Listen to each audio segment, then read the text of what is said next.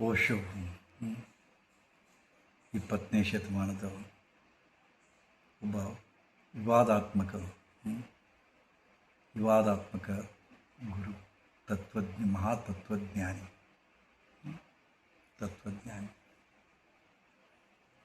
So ಅವ್ರ ಜೊತೆಗೆ ನನ್ನ ಬದುಕಿನ 9 ವರ್ಷಗಳನ್ನು 9 ವರ್ಷಗಳ ಬದುಕನ್ನು ಅವರು ಕೂಡ ಕಳೀತಕ್ಕಂಥ ಒಂದು ಭಾಗ್ಯ ನನ್ನದಾಗಿತ್ತು. ಏನೆಲ್ಲ ಹೇಳಿದರು ಅವರು, ಯಾವುದನ್ನು ಹೇಳಲಿಲ್ಲ ಅಂತ ನೋಡಿದರೆ ಎಲ್ಲವನ್ನೂ ಹೇಳಿದರು ಅವರು. ಕೇಳಿ ಕೇಳಿ ಕೇಳಿ ಕೇಳಿ ಕೇಳಿ ಕೇಳಿ ನನ್ನ ಇಡೀ ತಲೆ ವಶೋಮಯ ಆಗಿತ್ತು. ಅವರನ್ನು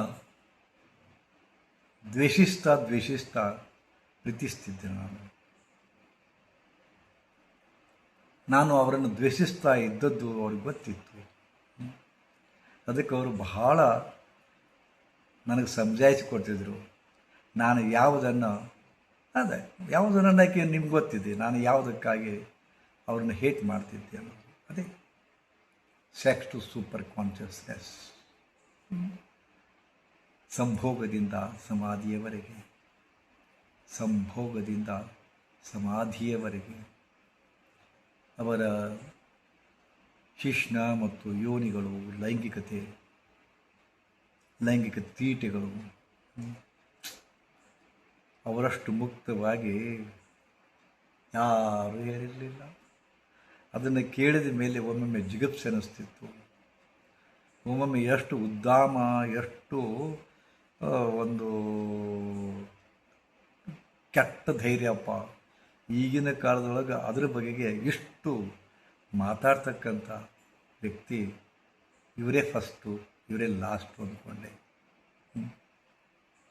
ಎಲ್ಲ ಬೀಸಿಬಿಟ್ಟಾಗಿ, ಎಲ್ಲ ಓಪನ್ನಾಗಿ, ಚಾಲೆಂಜಬಲ್, ಎಂಥ ಧ್ವನಿಯೊಳಗೆ, ಅಥಾರಿಟೇಟಿವ್ ಧ್ವನಿಯೊಳಗೆ ಅವ್ರು ಮಾತಾಡೋ ರೀತಿ, ಸೂಜಿಗಲ್ಲಂತೆ ಅವರ ವ್ಯಕ್ತಿತ್ವ, ಕಣ್ಣುಗಳು, ವಾಣಿ.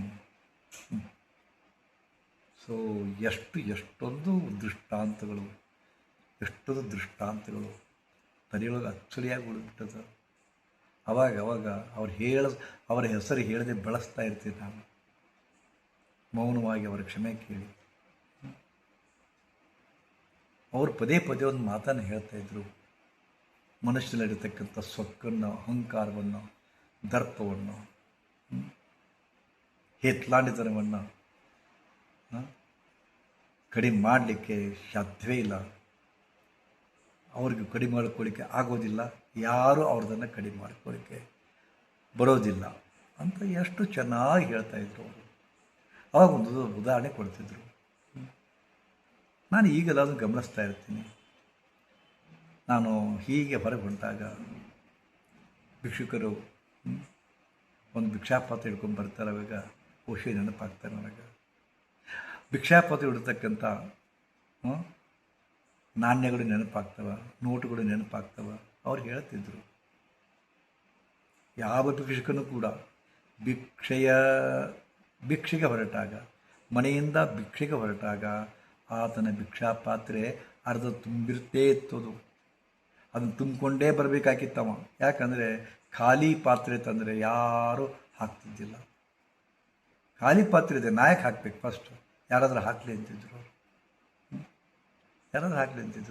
ಮೊದಲೇ ಅರ್ಧಕ್ಕರ್ಧ ಒಂದು 500 ನೋಟು, 100 ನೋಟು, 50 ನೋಟು, 10 ನೋಟು, 10 ನಾಣ್ಯ ಇಂಥವೆಲ್ಲ ಹಾಕೊಂಬಂದಾಗ ಹಿಂಗೆ ಹಿಡಿದ್ರಪ್ಪ ಅಂತಂದ್ರೆ ಯಾರ ಮುಂದೆ ಆತ ಹಿಡಿದಿರ್ತಿದ್ನೋ ಅವನ ಭಿಕ್ಷಾಪಾತ್ರೆಯನ್ನು ಗಮನಿಸಿದ ಮೇಲೆ ಆ ನೋಡಿದ ವ್ಯಕ್ತಿಗೆ ಹಾಕಲೇಬೇಕಂತ ಮನಸ್ಸು ಬಂದುಬಿಡ್ತಿತ್ತು. ಯಾಕಂದರೆ ಅವರೆಲ್ಲ ಹಾಕಿದ್ದಾರೆ, ನಾ ಹಾಕದೇ ಇದ್ದರೆ ನಾನು ಅವ್ರ ಮುಂದೆ ಕೀಳಾಗ್ತೀನಲ್ಲ ಅಂತ ಭಾವ.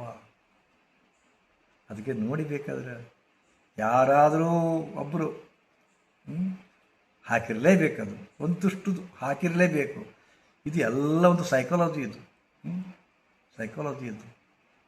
ಈಗೋ ಓರಿಯೆಂಟೆಡ್ ಸಿಂಡ್ರೋಮ್ ಅಂತ ಹೇಳ್ತಿದ್ರು. ಹೌದಾ? ಮನುಷ್ಯರೊಳಗೆ ಒಂದು ಅಹಂಕಾರ ದರ್ಪ ತುಂಬ್ಯದ, ಅದು ಆ್ಯಕ್ಟ್ ಮಾಡ್ತದೆ.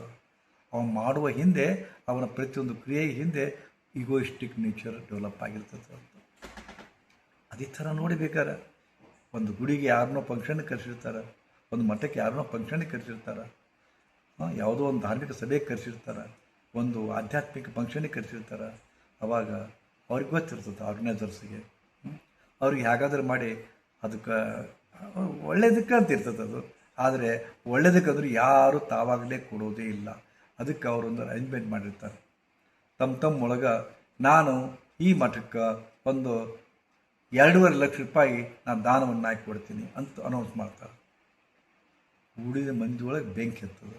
ಇಂಥವು 2.5 ಲಕ್ಷ ಕೊಟ್ಟಾರಪ್ಪ ಅಂದ್ರೆ ಒಂದು ನಾಯಿನ ಕಮ್ಮಿ.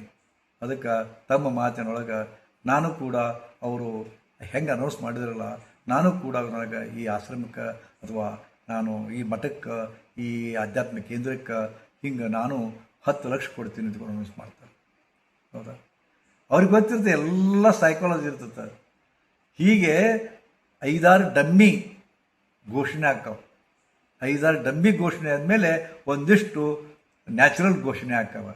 ಆದರೆ ಡಮ್ಮಿ ಅಂತೂ ಕೊಡೋದಿಲ್ಲ, ನ್ಯಾಚುರಲ್ ಘೋಷಣೆ ಆದರೂ ಕೂಡ ಕೇವಲ ವಾಗ್ದಾನ ಮಾಡ್ತಾರೆ.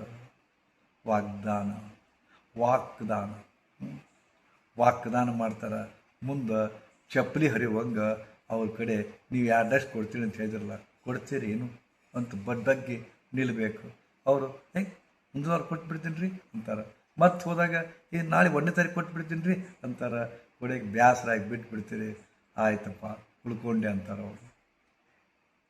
ನನಗೆಲ್ಲ ಗೊತ್ತದೆ, ಇದೆಲ್ಲ ಸೈಕಾಲಜಿ.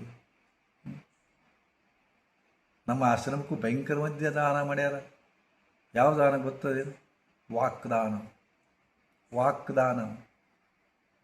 ನಾ ಮೊದಲೇ ಊಹಿಸಿದ್ದೆ ಇದನ್ನು. ಅದಕ್ಕಾಗಿ ಯಾರಿಂದಲೂ 10 ರೂಪಾಯಿ ತೆಗೆದುಕೊಳ್ಳದೆ ಕೇವಲ ಭಗವಂತನ ನಂಬಿ ಎಲ್ಲರಿಗೂ ಕೊಡ್ತಕ್ಕಂಥ ಭಗವಂತನೇ ನನಗೆ ಕೊಟ್ಟಾನ ವಿನಃ ಗುರುಮಾನವರು ಒಬ್ಬ ನನ್ನ ಫ್ರೆಂಡ್ ಕೊಟ್ಟಾನ, ಮತ್ತೊಂದಿಬ್ಬರು ನನ್ನ ಸಾಧಕರು ಕ್ಯಾಂಪಿಗೆ ಬಂದಾಗ ಒಂದಿಷ್ಟು ವಸ್ತುಗಳನ್ನು ಕೊಟ್ಟಾರ. ಅದನ್ನು ಬಿಟ್ಟರೆ ಪರಮಾತ್ಮ ಕೊಟ್ಟ, ಹ್ಯಾಗೆ ಕೊಟ್ಟ ನನಗೆ ಗೊತ್ತಿಲ್ಲ, ಹೇಗೆ ಈ ಆಶ್ರಮ ಗೊತ್ತಿಲ್ಲ, ಈ ಆಗಿದೆ ಗೊತ್ತಿಲ್ಲ ಅಂತೂ ಆಗ್ಯದ. ಆದರೆ ದಾನ ಮಾಡ್ಯಾರ, ಇಲ್ಲ ಅನ್ನೋದಿಲ್ಲ. ಎಂಥ ದಾನ? ವಾಗ್ದಾನ ಮಾಡ್ಯಾರ. ಕೋಟಿಗಟ್ಟಲೆ ಮಾಡ್ಯಾರ. ಬರ್ತಾರೆ ಒಂದು ಗುರುಗಳ, ನಾವೊಂದು NGO ಕೂಡ ಇದು ಐತಿ, ಫಾರಿನ್ ಫಂಡ್ ಬರ್ತದೆ, ಒಂದು 200 ಕೋಟಿ ಬಂತಪ್ಪ ಅಂದ್ರೆ ಒಂದು 20 ಕೋಟಿ ಆಶ್ರಮ ತಂದು ಇಡ್ತೀನಿ ರೀ ಗುರುಗಳ, ದೇವರಾಣಿಗೂ ತಂದು ಇಡ್ತೀವಿ ಅಂತಾರೆ. ಗಪ್ಪಕ್ಕರ ಹೇಳಿದವರು 15 ವರ್ಷ ಆಯ್ತು, ಇನ್ನೂ ಬಂದಿಲ್ಲ. ನನಗೆ ಗಾಬರಿ ಆಗ್ಬಿಡುತ್ತೆ. 10 ಕೋಟಿ 20 ಕೋಟಿ ಕೇಳಿದ ಕೂಡಲೇ ಮತ್ತೊಬ್ಬರು ಬರ್ತಾರೆ, ಗುರುಗಳ ನಾ ಇದನ್ನು ಕೊಡಿಸ್ತೀನಿ ಅಂತಾರೆ. ಗಪ್ಪಕ್ಕರ. ಅದಕ್ಕೆ ನನಗೆಲ್ಲ ಇಂಥ ಮಹಾಮಹಿಮರ ವಾಗ್ದಾನಗಳನ್ನು ಕೇಳಿ ಕೇಳಿ ಕೇಳಿ ಕೇಳಿ ನಾನು ಯಾರಲ್ಲೂ ಏನು ಕೇಳಿಲ್ಲ ರೀ, ಕೇಳಲಿಕ್ಕೂ ಹೋಗಿಲ್ಲ. ನನಗೆ ಗೊತ್ತದ ನಾ ಕೇಳಿಲ್ಲ ಅಂತ ಅವ್ರು ಕೊಡಲಿಲ್ಲ, ಅವ್ರು ಕೊಡೋದು ಇಲ್ಲ ಅನ್ನೋದು ಗೊತ್ತಿದ್ದು ನಾ ಕೇಳೋದಿಲ್ಲ ಅಷ್ಟೇ. ನಾ ಕೇಳೋದು ಎಲ್ಲರಿಗೂ ಕೊಡ್ತಕ್ಕಂಥ ಪರಮಾತ್ಮನನ್ನೇ ಕೇಳೋದು. ಆತ ಬಿಂದಾಸ್ ಕೊಡ್ತಾನೆ. ನನಗೆ ಎಷ್ಟು ಅವಶ್ಯಕತೆ ಇದೆ ಸಂಪೂರ್ಣ ಕೊಡ್ತಾನೆ. ಯಾರ ಮುಂದೆ ಕೈ ಚಾಚಲಾರ್ದಂಗೆ ಕೊಟ್ಟಾನ. ಆದರೆ ಅಂದ್ರೆ ನನಗೆ ಸೊಕ್ಕು ಬರುವಷ್ಟು ಅವ್ನು ಕೊಡಲಿಲ್ಲ. ಇದ ಒಂದು ಪಾಠ. ಕಾರಣ ಕೊಡಬೇಕಂದ್ರೆ ಸಹಿತ ವಿಚಿತ್ರದ ಸೈಕಾಲಜಿ. ಆದ ಕಾರಣ ನೀವು ಗಮನಿಸ್ತಾ ಇರಿ. ಮತ್ತು ನಾ ಹೇಳ್ತೀನಲ್ಲ, ನಿಮಗೆ ಕೊಡಬೇಕು ಅನಿಸಿದ್ರೆ ಕೊಟ್ಟು ಬಿಟ್ಟು ಬಿಡ್ರಿ. ಬರೀ ವಾಗ್ದಾನ ಎಂದು ಮಾಡಬೇಡ್ರಿ. ವಾಗ್ದಾನ ಮಾಡಿ ಸುಮ್ಮನೆ ಕೂಡಬೇಡ್ರಿ. ನಾ ಹೇಳ್ತೀನಿ, ವಾಗ್ದಾನ ಭಾಳ ಕೆಟ್ಟದು. ನೀವು 10 ಜನ್ಮ ತಾಳಿರೋ ಸಹಿತ ಆ ವಾಗ್ದಾನ ನಿಮ್ಮ ಸಂಸ್ಕಾರದ ಉಳ್ಕೊಂಡಿರ್ತದೆ. ಯಾವುದರ ರೂಪದೊಳಗೆ ನೀವು ಮುಟ್ಟಿಸಲೇಬೇಕಾಗತ್ತೆ. ಇದಕ್ಕೊಂದು ದೃಷ್ಟಾಂತ ನಿಮಗೆ ಕೊಡ್ತೀನಿ ನಾನು. ಏನು? ಒಮ್ಮೆ ಧರ್ಮರಾಜ, ಮಹಾಭಾರತದೊಳಗೆ ಒಂದು ಕಥಾನಕ ಬರ್ತದೆ, ಒಂದು ಸನ್ನಿವೇಶ ಬರ್ತದೆ. ಒಬ್ಬ ಬ್ರಾಹ್ಮಣ ಧರ್ಮರಾಜನಿಗೆ, ನನ್ನ ಮಗಳ ಮದುವೆ ಇದೆ ಪ್ರಭು, ಒಂದಿಷ್ಟು ದಾನ ಮಾಡ್ತೀರಾ, ಒಂದಿಷ್ಟು ಸಹಾಯ ಮಾಡ್ತೀರಾ ಅಂತ.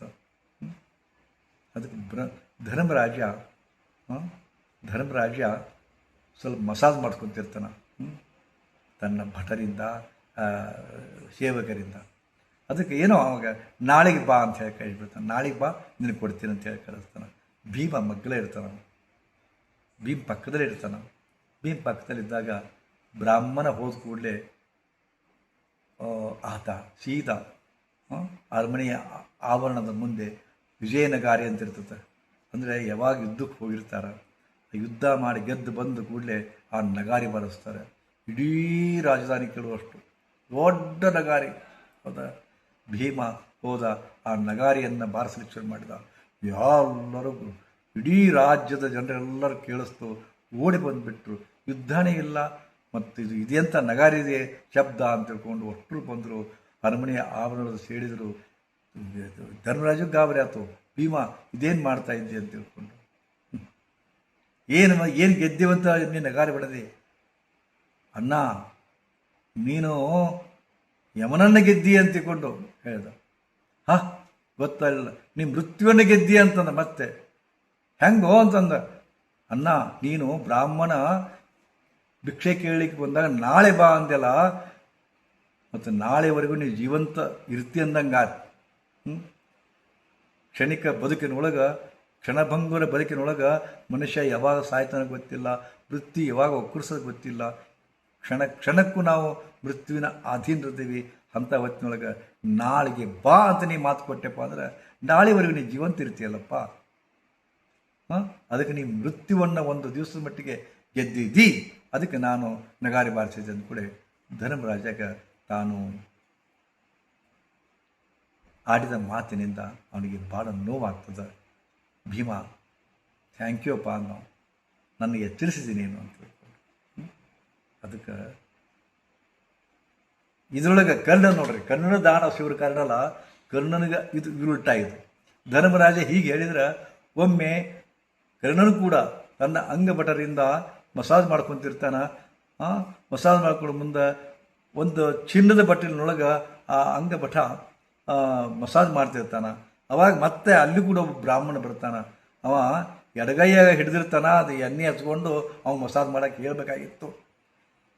ಅವ ಬ್ರಾಹ್ಮಣ ಬಂದು ಕೇಳಿದ ಕೂಡಲೇ ದೊಡ್ಡ ಚಿನ್ನದ ಬಟ್ಲನ್ನು ಆಗಿಂದಾಗ ಎಡಗೈಲಿ ಕೊಟ್ಟನಂತವ. ಅವಾಗ ಬ್ರಾಹ್ಮಣ ಅಂತಾನ, ಪ್ರಭೋ ಇದು ಆ್ಯಕ್ಚುಲಿ ದಾನ ಮಾಡಬೇಕಾದಾಗ ಬಲಗೈಯಿಂದ ದಾನ ಮಾಡಬೇಕು, ತಾವು ಎಡಗೈಯಿಂದ ಕೊಟ್ಟಿರಲ್ಲ ಅಂತಂತಾನ. ಬ್ರಾಹ್ಮಣ ನಾನು ಕೊಟ್ಟಿದ್ದೀನಿ, ಸುಮ್ಮನೆ ತೊಗೊಂಡೋಗಿದ್ದೀನ ಅಂತ. ಅದು ನನಗೆ ಬಂದ ಪಾಪ ಬರೋದಕ್ಕ ನಾನು ಕೊಟ್ಟಿದ್ದೀನಿ, ನನಗೆ ಕೊಡಬೇಕಾಗಿತ್ತು, ನಾನು ಕೊಟ್ಟೆ. ನೀ ಕೇಳಿದೆ, ನಾನು ಕೊಟ್ಟೆ. ನಿನಗೆ ಗೊತ್ತಿರಲಿ ಮನಸ್ಸು ಭಾಳ ವಿಚಿತ್ರದ. ಹೌದಾ? ಮನಸ್ಸು ಭಾಳ ವಿಚಿತ್ರದ. ನಾನು ಎಡಗೈಯಿಂದ ಬಲಗೈಗೆ ತಗೊಂಡು ಬಲಗೈಯಿಂದ ನಿನಗೆ ಕೊಡಬೇಕಾದಾಗ ಅಷ್ಟರೊಳಗೆ ಮನಸ್ಸು ಚೇಂಜ್ ಆದ್ರೆ, ಮನಸ್ಸು ಚೇಂಜ್ ಆಗಿ ನಾನೀಗ ಕೊಡದೆ ಹೋದ್ರೆ ಅಥವಾ ಇದ್ರ ಬದಲಿ ಮತ್ತೊಂದನ್ನು ಕೊಡಬೇಕಂತ ಮನಸ್ಸಿನಾಗ ಬಂದ್ರೆ, ಅದಕ್ಕೆ ನೀ ಕೇಳಿದೆ, ಮನಸ್ಸು ನಾನು ಕೊಡಬೇಕಂತ ಬಂತು, ನಾನು ಕೊಟ್ಟೆ. ಇದು ಹೆಂಗಿದೆ? ಸೊ ಈ ಥರದ ದಾನ ಮಾಡಬೇಕ್ರಿ. ನಾನು ಗಮನಿಸ್ತಾ ಇದ್ದೆ. ನಾನು 1982 ಅವಧಿಯೊಳಗೆ ಕ್ಯಾಂಪ್ ಮಾಡಿದಾಗ ಜನ ಬರ್ತಿದ್ರು. ಅವಾಗೆಲ್ಲ 10 ದಿವಸ ಕ್ಯಾಂಪ್ ಮಾಡಿದಾಗ ₹2 ಹಾಕ್ತಿದ್ರು ಜೋಳಿಗೆ ಒಳಗೆ ಹಾಕ್ರಿ ರೊಕ್ಕ ಅಂತಂದಾಗ, ಗುರುದಕ್ಷಿಣೆ ಹಾಕ್ರಿ ಅಂದಾಗ ₹1 ₹2 ಮ್ಯಾಕ್ಸಿಮಮ್ ₹5 ಬಂತಂದ್ರೆ ನನಗೆ ಖುಷಿ ಆಗ್ತಿತ್ತು ಅವಾಗ ಆಗಿನ ಕಾಲದೊಳಗೆ. ಹೌದಾ? ನಾನು ಅವರ ಸೈಕಾಲಜಿ ಸ್ಟಡಿ ಮಾಡ್ತಿದ್ದೆ. ಕೆಲವು ಮಂದಿ ತಮ್ಮ ಕಿಶದೊಳಗೆ ನಾಳೆಗೆ ಕೊನೆಯ ದಿನದ, ನಮಗೆ ಯಾರಿಗೂ ಫೀಸ್ ಹಚ್ತಿದ್ದಿಲ್ಲ. ಕೊನೆಯ ದಿನದ ಯಾರಾದರೂ ಗುರುದಕ್ಷಿಣೆ ಸಲ್ಲಿಸುವವರಿದ್ದರೆ ಸಲ್ಲಿಸ್ಬೋದು ಅಂತ ಹೇಳಿ ಕಳಿಸ್ತಿದ್ದೆ.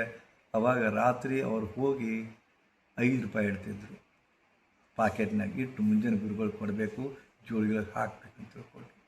ಮುಂಜಾನೆ 7 ಹೊತ್ತಿಗೆ ₹5 ಒಟ್ಟು ₹5 ಎಲ್ಲಿ ಕೊಡ್ತಾರೆ ಸುಮ್ಮನೆ ಅಂತ ತಿಳ್ಕೊಂಡು ₹2 ಕೊಟ್ಟಂತ 5 ನೋಟ್ ತೆಗೆದು 2 ನೋಟ್ ಇಡ್ತಿದ್ರು. ಮುಂದೆ 2 ನೋಟ್ ಇಟ್ಕೊಂಡು ಮತ್ತೆ ಬರೋರು ಎಲ್ಲರೂ ಹಾಕ್ತಾರೆ. ಎಷ್ಟು ಹಾಕಿದೆ ಅಂತ ಕೇಳೋರು. ಎಷ್ಟು ₹1 ಹಾಕಿದೆ. ಹಾಗಾದ್ರೆ 2 ನೋಟ್ ತಗೋ ₹1 ಹಾಕೋರು.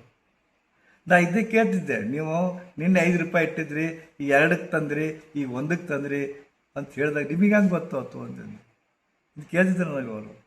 ಸೈಕಾಲಜಿ, ಇದಕ್ಕೆ ಮನಃಶಾಸ್ತ್ರ ಅನ್ನೋದು. ನಾನು ಅಷ್ಟೊತ್ತಿಗೆ ಮನಃಶಾಸ್ತ್ರವನ್ನು ಅಧ್ಯಯನ ಮಾಡಿದ್ದೆ, ಕಲ್ತಿದ್ದೆ.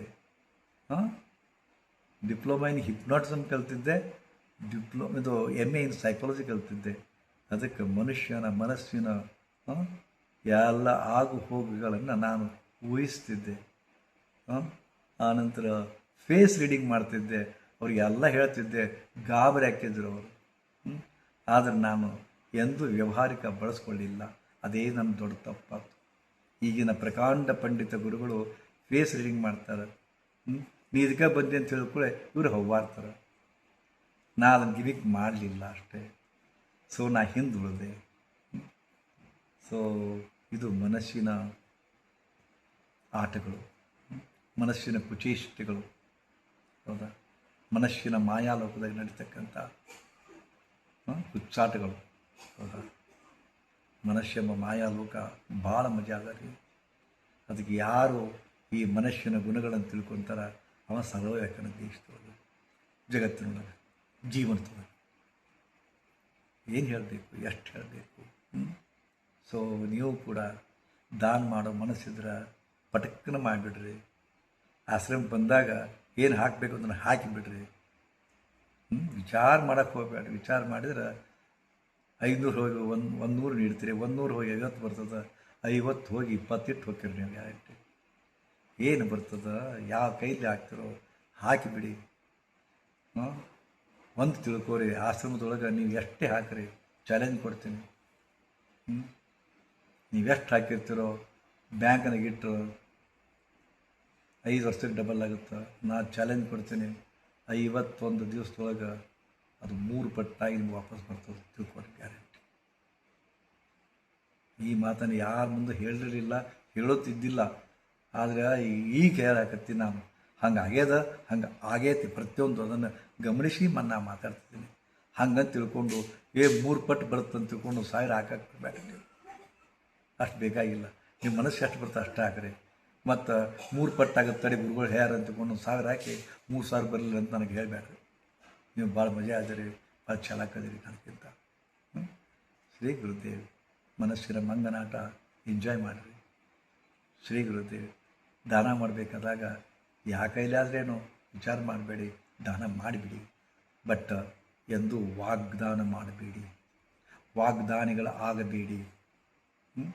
ಎಷ್ಟು ಬರ್ತದೋ 10 ರೂಪಾಯಿ ಕೊಡ್ಬೇಕಂತ 10 ರೂಪಾಯಿ ಕೊಟ್ಬಿಡಿ, 50 ರೂಪಾಯಿ ಕೊಡ್ಬೇಕಂತ 50 ರೂಪಾಯಿ ಕೊಟ್ಬಿಡಿ.